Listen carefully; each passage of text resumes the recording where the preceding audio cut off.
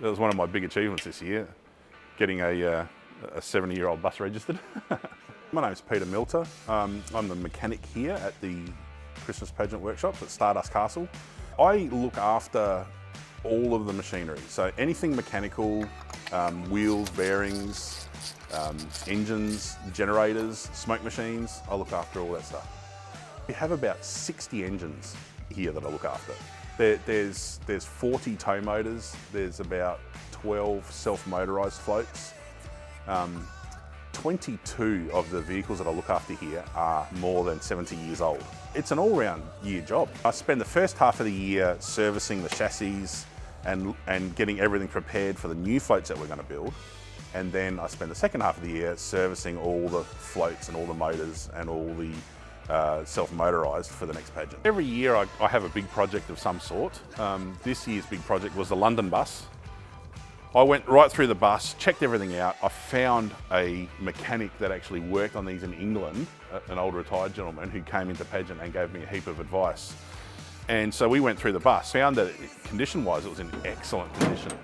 So I had to change the tyres. It still had the tyres that came over from England on in 1972.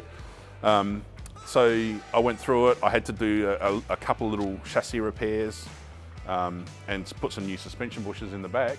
And then we took it in for inspection and it passed. One of the things that really lifted the look of the bus was the advertising. So these are the original advertising it came over on in 1972, and they were paper glued to the bus. And so all the years of exposure and just being dry, they got all torn and tattered. So I took photos of them and got them recreated in vinyl as accurately as they could, and got them reapplied to the bus. And they just add to the look of the bus now.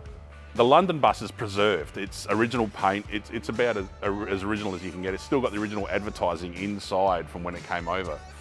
And it's been used for a couple of different things. When they opened the Tramway Museum, the London bus went to that for its first opening. And also when Queen Elizabeth visited Elizabeth, they got the bus to go there for that as well. So it's actually been around a little bit in Adelaide. Since the 70s to now, it's really just been maintained. My favourite thing about working here is the variety of vehicles that I work on. And then every year we're building something new. You know, every year I have a new big project and it's different. And you never know what's going to happen one year to the next.